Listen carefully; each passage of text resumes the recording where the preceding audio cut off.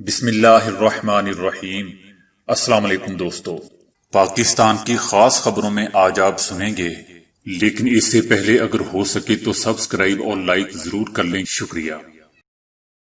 حکومت پاکستان نے ملک میں بجلی سے بسیں چلانے کا اعلان کر دیا۔ ڈائیوو پاکستان اور چائنا کی اسکائی ویل کمپنی کے مابین ملک میں الیکٹرک بسیں لانے کا معاہدہ ہو جائے گا، جبکہ حکومت کا منصوبہ ہے کہ اگلے 3 سالوں میں یہ بسیں ملک میں تیار ہونا بھی شروع ہو جائیں، جس کے لیے اقدامات کیے جا رہے ہیں۔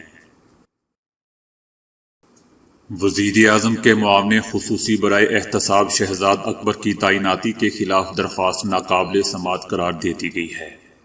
فیصلے میں کہا گیا ہے کہ درخواست گزار نے کوئی ریکارڈ پیش نہیں کیا جو شہزاد اکبر کی نیب میں مداخلت ثابت کرے۔ وزیر اعظم کی صوابدید ہے کہ وہ اپنے لیے کس مشیر کو مقرر کریں۔ اسلام آباد ہائی کورٹ کا فیصلے میں کہنا ہے کہ مشیر پارلیمنٹ کی کارروائی کا حصہ بن سکتا ہے مگر ووٹ نہیں دے سکتا۔ کراچی میں شدید بارش کے بعد اکثر سڑکوں پر پانی کھڑا ہو گیا ہے اور متعدد شاہراہیں بند ہو گئی ہیں، جس سے ٹریفک کی روانی شدید متاثر ہوئی ہے۔ متاثرہ علاقوں میں اہلکار اور ریسکیو اداروں کی امدادی سرگرمیاں جاری ہیں۔ لوگوں کو محفوظ مقامات پر منتقل کیا جا رہا ہے۔ کراچی میں بارش سے سڑکیں تالاب بن گئی ہیں، ٹریفک کا نظام درہم برہم ہو کر رہ گیا ہے۔ گھروں کی چھتوں پر موجود 200 خاندانوں کو ہیلی کاپٹر کی مدد سے ریسکیو کیا گیا ہے۔ ایک جانب کراچی کے عوام انتظامیہ کی مجرمانہ غفلت کے باعث ابر رحمت کو زحمت بنا دیکھ رہے ہیں، تو دوسری جانب بجلی کی بندش نے ان سے چین و سکون بھی چھین لیا ہے۔ شیخ رشید احمد کا کہنا ہے کہ کابینہ کا فیصلہ ہے کہ نواز شریف کو واپس لایا جائے۔ کابینہ کے فیصلے کے ساتھ کھڑا ہوں۔ ان کا کہنا تھا کہ کراچی میں لوگ خون کے آنسو رو رہے ہیں، کراچی اور لاہور ڈوبا ہوا ہے، لوگ ارکان اسمبلی کو گالیاں دے رہے ہیں۔ انہوں نے کہا کہ اپوزیشن کی اصل حقیقت یہ ہے کہ ان پر مولانا فضل الرحمان بھی اعتبار نہیں کرتا۔ اپوزیشن کا صرف ایک ہی مطالبہ ہے کہ نیب کو ختم کرو۔ ان کا کہنا تھا کہ میرے خیال میں نواز شریف واپس نہیں آئیں گے، ابھی تک ہمارا قیدیوں کی واپسی کے لیے برطانیہ سے معاہدہ نہیں ہے۔ ان کا مزید کہنا تھا کہ عمران خان جس کام کے پیچھے لگ دیں وہ پورا کر کے رہتے ہیں۔ شیخ رشید احمد کا کہنا تھا کہ دنیا کی بڑی یونیورسٹیاں دیکھیں، وسائل نہیں تھے کہ تعلیم حاصل کر سکتا۔ میں ان یونیورسٹیوں میں مزدوری کرتا، کارپٹ کا کام کرتا تھا۔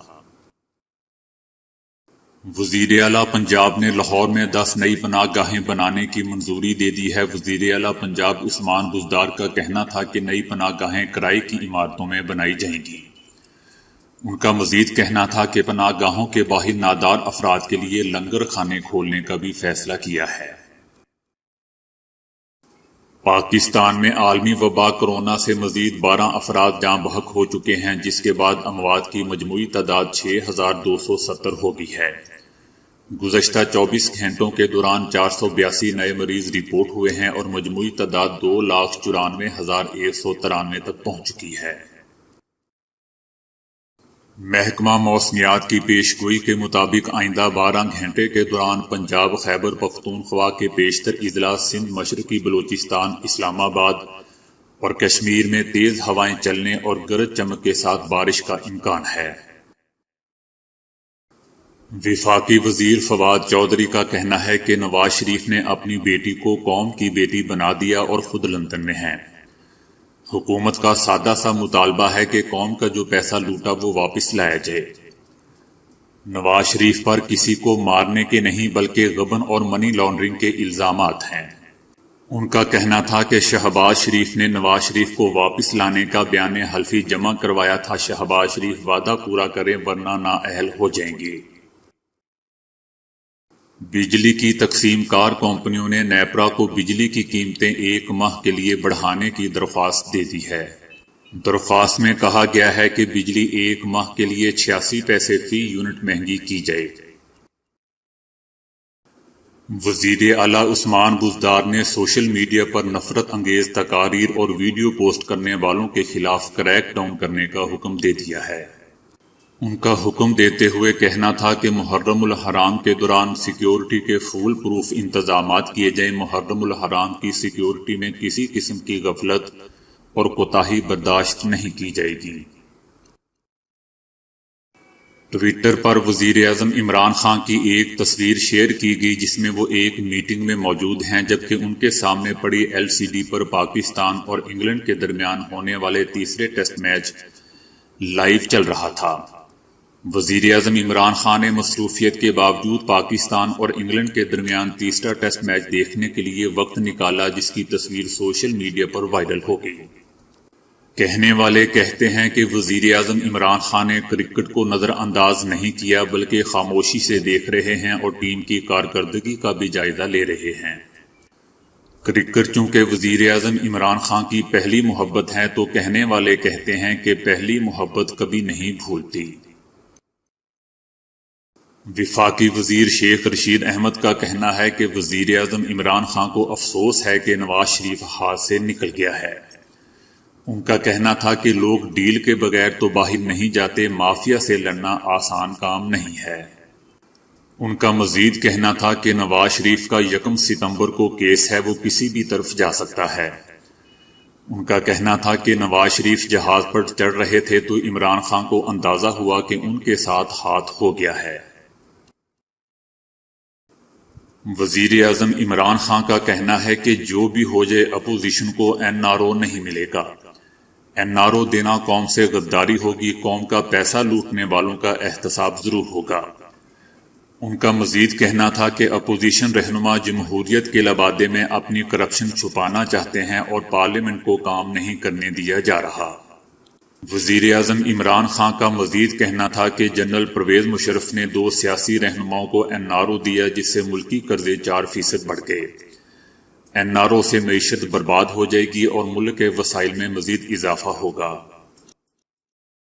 احسن اقبال کا کہنا ہے کہ ہم عمران خان کو ہٹلر نہیں بننے دیں گے، مسلم لیگ نون کو پاکستان بنانے کی سزا مل رہی ہے۔ ان کا کہنا تھا کہ 1 سال ہو گیا لیکن نیب میرے خلاف کوئی کیس دائر نہیں کر سکا۔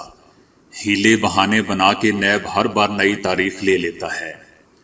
احسن اقبال کا مزید کہنا تھا کہ شراب کا پرمٹ دینا ٹھیک اور کھیلوں کی سہولت بنانا کرپشن ہے۔ ان کا کہنا تھا کہ حکومتی وزیر بڑے بڑے ٹھیکے لے رہے ہیں۔ احسن اقبال کا کہنا تھا کہ اپوزیشن عمران خان سے کوئی NRO نہیں مانگ رہی، پاک فوج کسی ایک جماعت کی نہیں بلکہ پورے پاکستان کی پراپرٹی ہے۔ حکومت بار بار بیانات دیتی ہے کہ حکومت اور فوج ایک پیج پر ہیں۔ ان کا مزید کہنا تھا کہ عسکری قیادت کو ان معاملات کا نوٹس لینا چاہیے۔ ہمیں یقین ہے کہ فوج اور عسکری اداروں کا حکومت کی انتقامی کارروائیوں سے کوئی تعلق نہیں ہے۔ احسن اقبال کا کہنا تھا کہ اپوزیشن نے حکومت کی اس کوشش کو شکست دی ہے جو نظام بلڈوز کر کے مرضی کے قوانین نافذ کرنا چاہتی تھی۔ حکومت چاہتی تھی کہ ان قوانین کے ذریعے نیب کا پردادہ ان کے ہاتھ آ جائے۔ Chief of army staff general Qamar Javed Bajwa نے پاکستانی اہلکاروں کو کراچی سمیت اندرون سندھ بارش سے متاثرہ شہریوں کو مدد فراہم کرنے کی ہدایت جاری کی ہیں۔ DGISPR کے مطابق انہوں نے متاثرہ شہریوں کی مدد کے لیے فوری فلڈ ریلیف آپریشن شروع کرنے کی ہدایت کی ہے۔ آرمی چیف نے کراچی کور کو شہریوں کی مدد کرنے کی ہدایات کرتے ہوئے کہا ہے کہ جوان مشکل گھڑی میں متاثرہ علاقوں تک پہنچ کر شہریوں کی ہر ممکن مدد اور دیکھ بھال کریں۔ دوسری جانب DGISPR کا کہنا ہے کہ ملیر ندی میں بھی شدید سیلاب آ چکا ہے۔ شدید سیلابی صورتحال میں اہلکار اور رینجرز کی 70 ٹیمیں امدادی کاموں میں مصروف ہیں۔ سی ویو کے قریب گہرے پانی میں عیدی بحری خدمات کی کشتی الٹ گئی جس میں فیصل عیدی بھی موجود تھے۔